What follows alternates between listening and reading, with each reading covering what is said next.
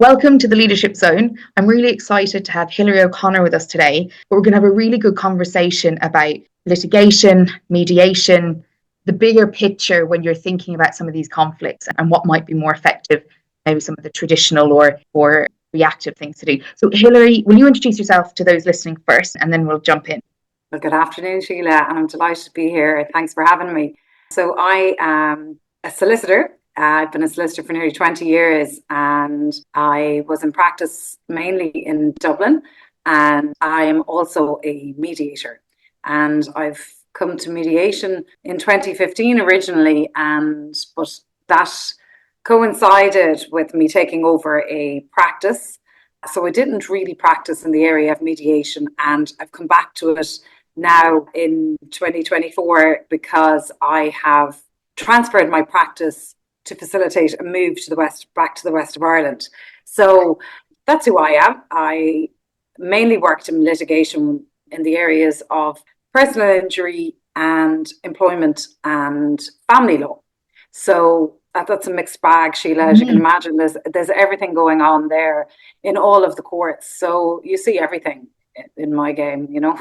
And what I love is that the previous conversations we've had have leaned from everything from kind of decision making to how bias seeps in to if kind of jumping to action is always kind of the most effective thing. I was just saying before we press record that, you know, often there's this idea that we're going to litigate in some way and the right will win, you know, but actually it's an expensive, emotionally drained process that I would argue often there's more than one loser, you know, involved because of the amount required. But mediation is increasing in Ireland, thankfully, and it's definitely more developed in the UK, in parts of Europe and in the USA. Can you tell me a little bit about how you see mediation, first of all, maybe being helpful for the individuals involved in a situation or a conflict, and then we can think about some of the practicalities after that? Yeah, so I suppose just going to your initial point, Sheila, like the law invariably is quite elitist, and access to justice can evade so many people. And even this idea of justice and fairness, and even if you get there and you get to the judge, that right will win. And that's not always the case. And it's very expensive to find that lesson out. And that's why mediation is to interrupt that flow. And it's given the parties the opportunity confidentially, and you go on a voluntary basis to resolve dispute, and it's done in a day. Well, it can go over multiple days, and that's not family law. I'm talking about commercial disputes. And you're there, and the parties are involved, and they have their hand involved in each part of that, rather than yielding to lawyers to explain law and what the outcome will be. So people are very involved in it, and it becomes, you know, you have ownership of it. And it's cathartic. It's way cheaper than to run expensive cases in the High Court, Circuit and High Court, but also it's the drain of all parties, the worry of it. I mean, I don't think there are many parties, and I'm doing this a long time, but you don't come across many people who are happy to go into court and roll the dice. You know, that's really what you're doing. So mediation is really good that way because it is not binding until you have an agreement, and you're there to thrash out all of it. Whereas you go in and you just hope that the judge sees your point of view, and lots of things can go wrong on a day at hearing. So the mediator is there to facilitate agreement and facilitate the parties, and just basically testing them and trying to see the other point of view, or testing, well, if you went to litigation, where would this go, the cost of it. And if you think about disputes in the workplace alone, Sheila, I know you do a lot of work in the workplace, but how negative they are. They're negative on the individuals involved, but on the team, and that affects productivity, and it affects, you know, bottom lines. It's a real drain. Disputes are a real drain, and I think we just need to get better at resolving them. What I often find in the workplace is that mediation is, because it's often built into people's processes, you know, workplaces will encourage mediation. But what I've often found is during the high emotional kind of point in mediation that both parties are still trying to dominate/win the other party. And I have found that when places use mediation in a way to kind of like tick the box rather than to actually help the parties work through and find a shared solution, it can often kind of create cynicism around mediation. I've equally heard of some really great cases where mediation was the right solution. Otherwise, it would have ended up somewhere else and everybody would have been paying that kind of long, drawn out process. What's your sense of, if there is a conflict in a workplace and there's a leader listening, or somebody's been involved in mediation or considering mediation because of something happening, what's your sense of kind of the best attitude or approach to bring so that actually the mediation can be a success? What's your sense of that? Well, I think the emotional side of it needs to be heard and it needs to be listened to. So there is that difference between actually listening and hearing that. And sometimes the person needs that. And there's nothing wrong with bringing emotion to mediation because that's what motivates disputes. Mm-hmm. It's mad or sad. And mm-hmm. a mad or sad need to be dealt with in order to get to the nub of bringing this to, well, how do we work this out? What's your solution? How do you see that working out? Can you go back into that working environment after you've said all that, or they've said all this? Where do you see this? You work on a team. Do you accept that that respect is a cornerstone of this? So in order to be respectful, you can't say that. But sometimes, like, the simple stuff is so effective. And like that, hearing why the other person is upset. And a lot of the time, you'll find that you're like, oh no, I didn't mean it like that. Or, mm-hmm. oh God, no. Or I got stuck in traffic that day and then you went off and you thought I meant this. And there's so many misunderstandings. How mm-hmm. misunderstood were people when we were wearing masks?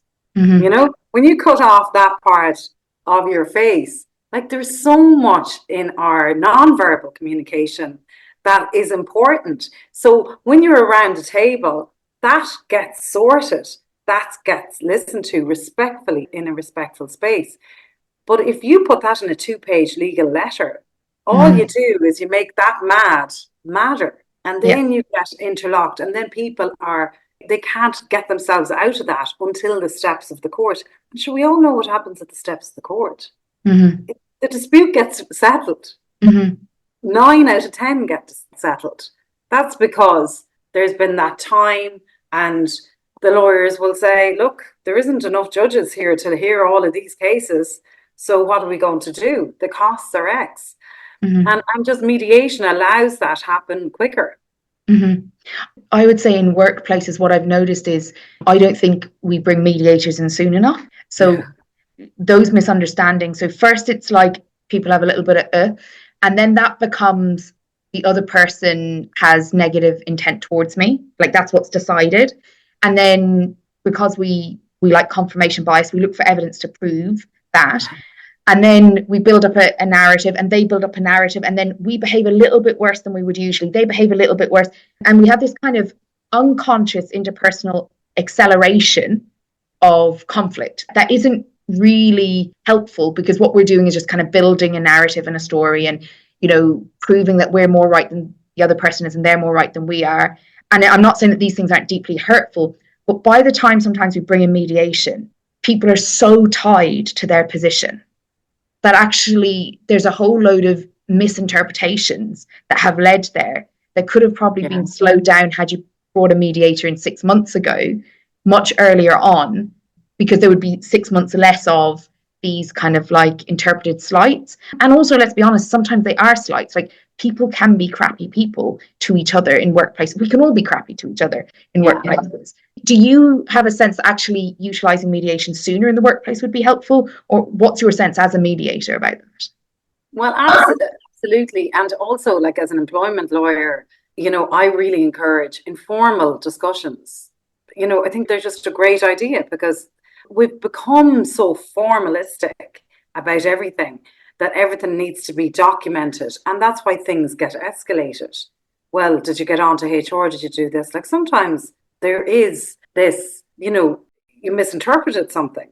And Mm-hmm. like, there's no harm going up and saying, geez, I didn't like the way you spoke to me this morning. Or it doesn't have to get on like as you go, then you look for evidence and then you're a bit cheeky back and blah, blah, blah. So the way I would like mediation earlier, well, but before it gets to that, there should be some informal discussions. People shouldn't be afraid to have a chat about what is concerning them, about behavior in an office setting. But yes, mediation, and when I say it's all done in a day, there's an awful lot done before that day, because it's my version. I'll put down my version of this dispute with you, Sheila, and then you will put down your version of this dispute with me, and that gets documented, and the mediator gets all that information. But it's so important that it is my version and your version gets aired, because if it was an independent person, would be saying, well, Hilary says that Sheila was short with her one day. And, that's not the way to get at this, because you really are putting the microscope on it. What is at the heart of this dispute? And also the mediator is the facilitator to say, well, okay, these are possibilities. How would you feel about this? Or how do you see this resolving? Because it's about resolution. It's not about this decree at the end of it, which is what the judge will say, is that you were right and they were wrong. There's no winner for a company in that situation. And I would say even for an employee, because I think there's often a sense that we're not heard if we don't win. And I think that comes from lots of different ideas. And there are really good reasons to bring things to court, in my opinion. There are, especially in workplaces, there can be really good like stuff that actually needs to be aired because there's systemic issues or there's clear breaches. But often the types of stuff that ends up kind of going that direction is often interpersonal and kind of confounded. And that doesn't mean that it isn't deeply harmful for the people involved or hurtful. But there's something around this idea that to be okay, I have to win, which means they have to lose, which is why often people wait for a kind of more of a litigative process, because then they want to be validated. But what I like about mediation is it's about validating your experience as your experience and valid, without it being the only experience occurring. Exactly. And I think that that's really important in workplace conflicts, because actually there's hundreds of things happening for lots of different people with lots of different narratives all day long. Absolutely. Absolutely. And it is personal. And disputes are personal. Boundary disputes. You have a row with a neighbor. They're all deeply personal.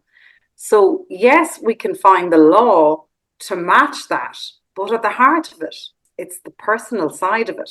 And it's also the entrenchment in the dispute, which is the emotion that you talked about. And I did a lot of family law as well in my day. And I would say, we need mad and sad to get from 10 to 6 before we'll make decisions that are good decisions. Because decisions we make when mad and sad are at a 10 are never good decisions. Or even glad 10. That's not a good decision either. So we do need to check in with that emotion. But a lot of the time, I find is when people are not heard or listened to.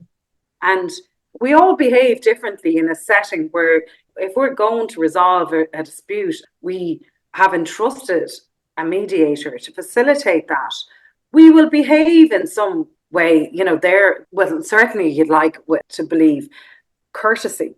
And we might be mad about the dispute and we'll air that, but you're not going to do the same as if you and I were just in the room together. That the facilitator will get, the room. They don't have to be that commanding, but they will run the day.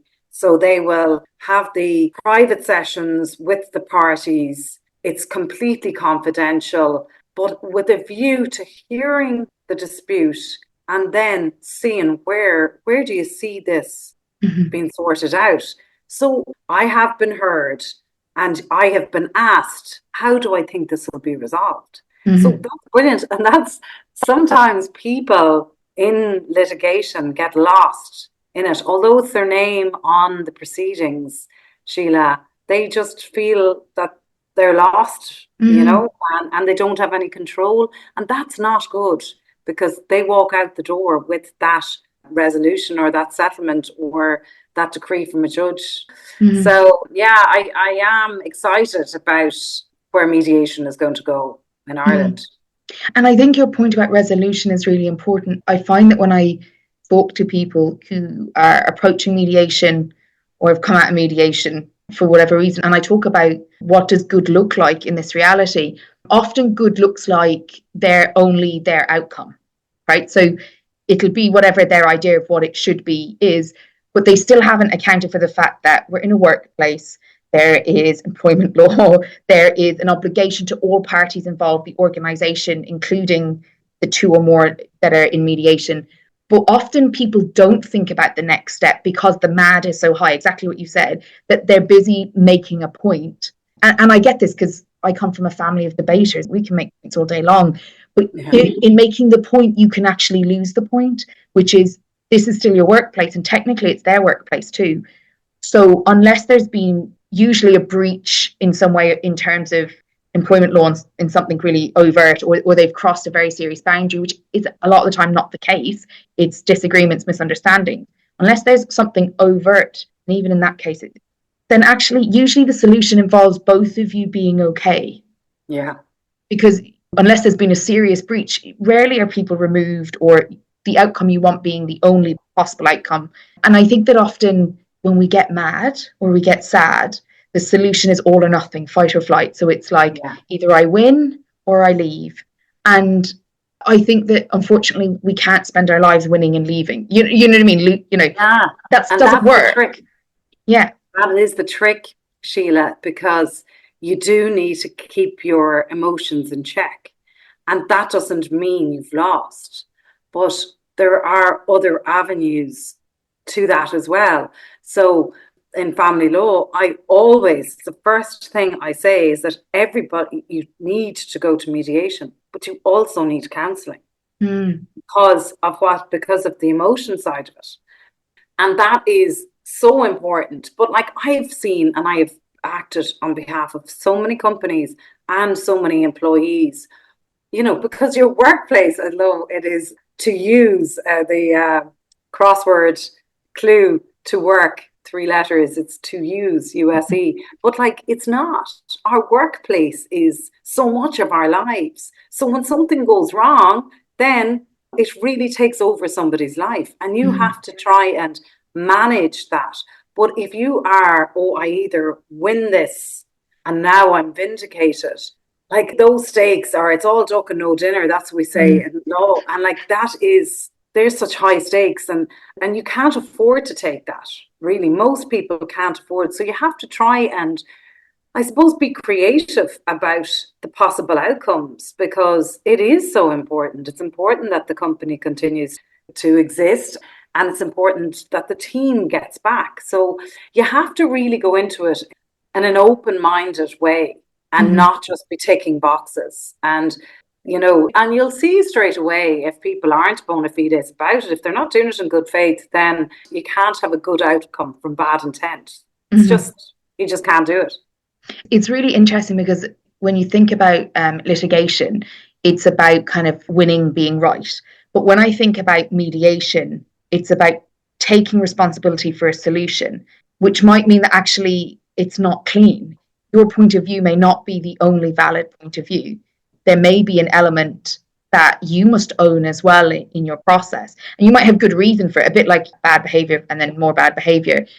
And I kind of like that, because I think in workplaces, when we have a kind of black or white idea that there's only right and wrong, and not that actually a lot of wrong occurs in lots of settings, but actually we're not void of wrong, we're human beings too, which is why court isn't always a good answer, because we can be really sure of our position and then very quickly find out that actually we've overlooked something that we contributed to in some way. What I like about mediation is it's promoting this idea that actually we need to discuss something. First of all, we need to find a shared solution. But actually, I have some responsibility in this being successful. It's not, Hilary's not going to come in and just do it to us. She guides the process. But actually, if I go in and I'm just ticking a box so I can get to the WRC, right, then of course it's not effective, because you're doing it for a means to get to somewhere else. But also, if Hilary comes in and there's mediation and the other party has put themselves into it with you, then there's actually, you are part of the decision of whether that's successful or not. Yeah, that's exactly it, Sheila. And also, you may not care equally about each part of that solution. Some parts of it might be very important. And, my absolute, this is what I want. And I care less about that part, which might be a part that the other party cares more about. So it is that conceding what is important. And then also, you don't get everything you want. You might in litigation if you win your case and you get the right judge on the day. But like as I said, that's rolling the dice stuff. So people need to realize that, I think, a lot quicker and then they'd go to mediation and find it a very satisfactory process, and everyone comes away better, because disputes are very bruising and they take their toll on organizations and on everybody's health.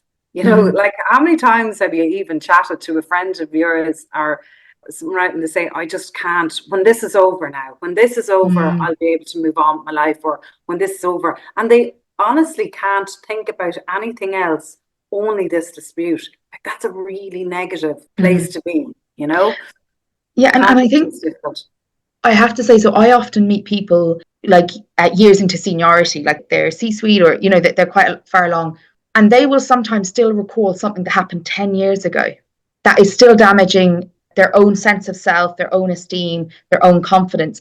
And it's not necessarily the thing that happened, like is in the conflict between them and the other person.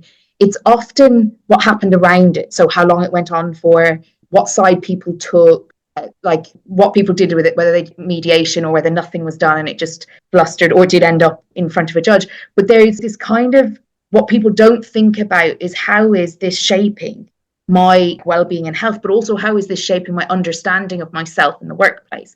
Because one of the things that like I kind of joke about quite a bit, but it's, wherever I go, there I am. And if I'm in a conflict with someone, that doesn't mean someone hasn't harmed you, but often how I'm coping in that conflict is how I cope in other conflicts too. And I find that if mediation is required, there's usually an opportunity for an individual to learn how to maybe undo something that's going to follow them in terms of that pattern of reacting to conflict or that kind of stress or the win or lose kind of mentality, which does later become really difficult, regardless of the outcome. So I know people who've like come out well out of litigation, but actually the weight of it 15 years later is still in our coaching conversation, because that's the big fear, is that they end up there again, even if they came out well at the time. So I think there's a little bit about knowing that mediation isn't just about this situation, but about who you are in work and thinking about what learnings you have as a person so that you don't have to carry some of the baggage that will be left with or without it being successful. It's going to be something that happened in your experience. What's your sense of that? Well, absolutely. I totally agree with that. But I suppose you do go back to, well, this was my experience of litigation. And then what are the learnings from that? And I suppose my learnings from litigation is that people need to mediate because, and I feel a responsibility really because of, I can see how so many disputes end up. And it's the same box ticking exercise. We have to go through the same discovery process, the same wait, the delays, the cost, all of that. So that's my experience of litigation has led me to mediation because I see it as such a useful tool in resolving disputes, but not the only one. But yes, I do think people have a sense of responsibility, but you're either open to it, Sheila, or you're not. Yes. And that's the key. And we're all learning. Every day is a school day for all of us. And it's like, well, if I had my time over again in that dispute, what would I do differently? And I think in whatever your workplace, and I always had this in mind, is like, how can I do better? I'm always curious and questioning, how could I do better? And, if I had my time back in that dispute, what would I have done? Like, did I really think the 5 years litigating that dispute was time well spent? Did I let a good person leave my organization because I was too, and now I realize I shouldn't have let them go. And so I think if you're the type of person that is questioning and does look, with the benefit of hindsight, how would I do it differently? Like, really, I think the risks of going to mediation are so low. Like, the worst thing that can happen in mediation is that you didn't resolve the dispute. So that really, to me, is like, why wouldn't you go? You're going to save money, and everybody's going to be better off from this. So that's that. So I ask things a little differently, really, really about, are you learning from the previous experience of a dispute and how negative it was for everybody, even if you won.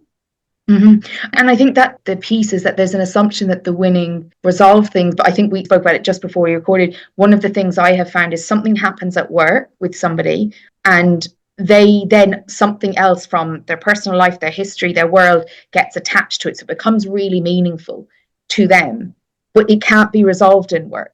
Even if we resolve the work situation, that stuff remains there. And I'm sure we've all had it. We think, oh, if that person just understood my point of view, then they understand it. And you're like, I still have this feeling, there's still something there, right? Like, how many times have we asked a partner to do something and we say, if they just did it, I'd stop being upset about it. And then they do it and you're like still upset about it. And actually, it's not to do the partner, right? And I think that there's an opportunity, and our workplaces are becoming more emotionally intelligent. We can see that because there's more training, there's more insight.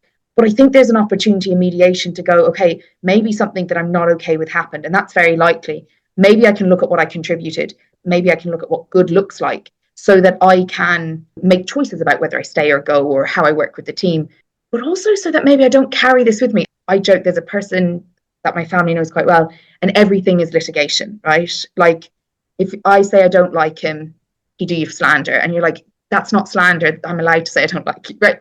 It's like there's a constant desire to win, but no amount of winning is going to resolve the underlying issue, right? Anger, right? And it's not really where he thinks it is, because if it was, he would resolve it when he gets into all these situations. But I think most of us have smaller versions of that. And mediation and the feelings, the sad and the mad, get really strong because of other stuff as well, because it means something to us. We've attached a meaning, or it triggers something from our history. And that doesn't mean that stuff doesn't happen at work and we should mediate. But I also think we have to kind of go, what am I contributing, even outside, before the mediation happens? Because if I'm going to mediation, I'm saying, I want to try and resolve this with this person so that we can have a better outcome than what we currently have. But I really love your point about risk, right? When you look at the grand scale of things, and I know people get really sure of themselves when they're angry, that they're right, but the risk is so low and the benefits are so high if it works, that it nearly seems foolish not to engage mitigation as an obvious kind of resolution starting point when there starts to be kind of conflict that isn't worked out naturally through management or the kind of internal informal conversations. Do you have a sense of why maybe people don't engage with mitigation so much? I suppose it comes from where we were, and like so many people will say to me about a dispute or somebody's done something, will you write them a letter? Will you send them a letter about that? You send them a letter. And as if this letter is the silver bullet also. But most times that letter, when received, moves things up a notch. Yes. Okay, but that's what we're used to. And then we move into litigation. So people think that litigation is going to, I have been found to be right, you are wrong. And that sense of justice, if only I could just, don't come to the law if you're looking for justice. Now, of course, vindication of rights and that is there too. But we don't have enough judges to adjudicate all of these disputes. We need to work better and smarter. The disputes happen because we are in close proximity with each other. We have different views. We are enabled and encouraged to put forward our different views. So, of course, disputes are just a natural byproduct of the world we live in. We need to get better at resolving disputes, and it's particularly poignant in where we are in the world right now. Look at the state of the world. Like, we need to understand that this aggressive approach isn't going to get you, the client, the result that you want. Or it may or may not, but the cost is huge, and not only the financial cost. Mm. I often find that the kind of underlying reason that people escalate, like ask you for the letter, is because they're trying to get power behind their position. And so they go for that externalized power. My sense is that in mediation, you're leaning into more of an internal power, which is I have choices in the situation. I can decide what's really important. I might let go of things that aren't, but I don't have to exercise external power in order to validate my experience. Because that's what I heard in the beginning when we spoke, was that actually in mediation, your experience is valid. It's not valid as the only truth, but it is a valid experience that we're discussing.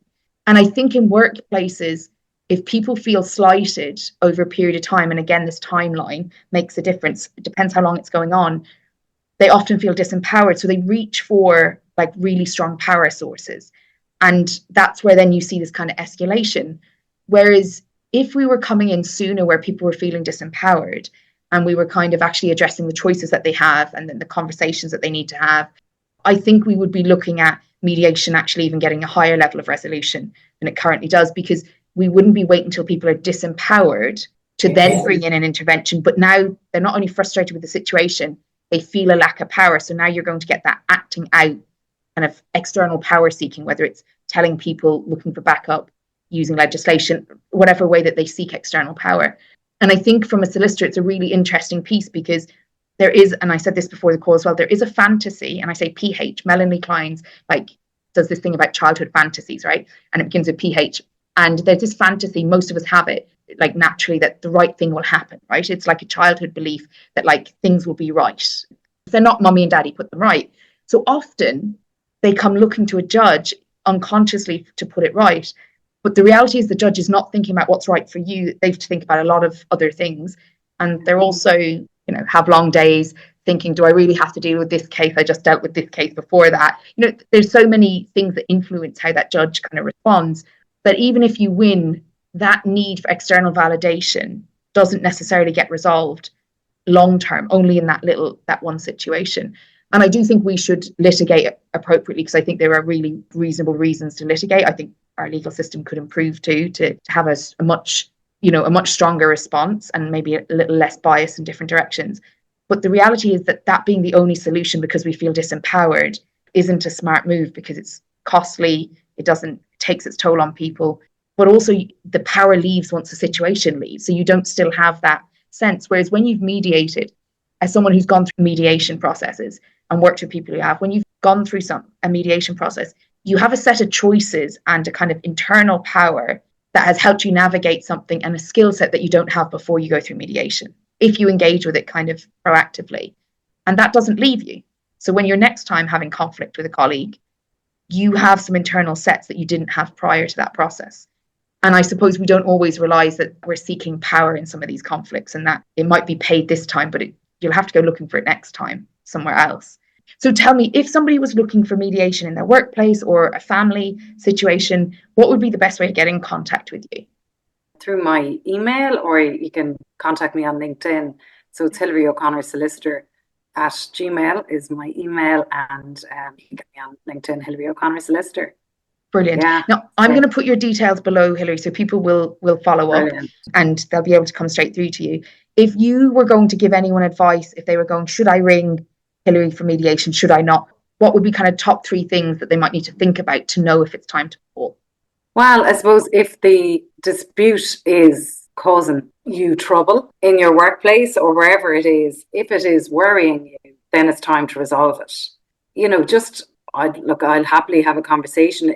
People have to come voluntarily. You can't be dragged to mediation, because it's exactly as I said. You can't have a good outcome with bad intent. So if you're pulling someone towards it and say, you must agree and you must mediate.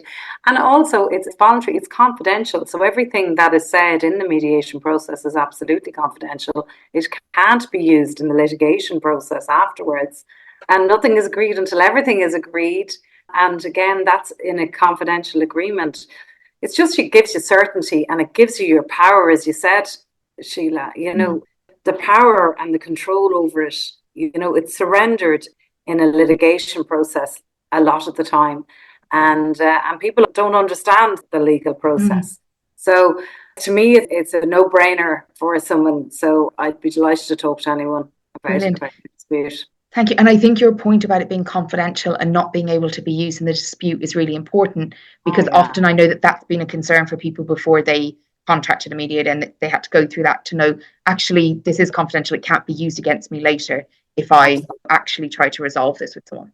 Yes, That's they're really the cornerstones. Yes. Yes. Excellent. So thank you so much for coming on. Hopefully some people reach out to you, and also that people listening were able to go, okay, I hadn't really thought about mediation in this way, or thought about, engaging it maybe slightly sooner than we do traditionally. And also about that intent that somebody brings. I think that that's really important, because there's a lot going on under conflict that isn't just about the conflict for most of us when we're for sure. Yeah. So thank you for joining us. And it's really helpful. Thank you, Sheila. You have a legal background, because I think it gives a level of certainty and insight into the mediation process that mediators are great, but without that kind of legal background, I think in a workplace, it can feel a little less secure than if you're dealing with someone who actually does know the law, has engaged in it, has litigated, and now is trying to help you avoid that for all parties involved. Oh, no, absolutely. Yeah. Well, thank you so much. Take care. Okay. Bye.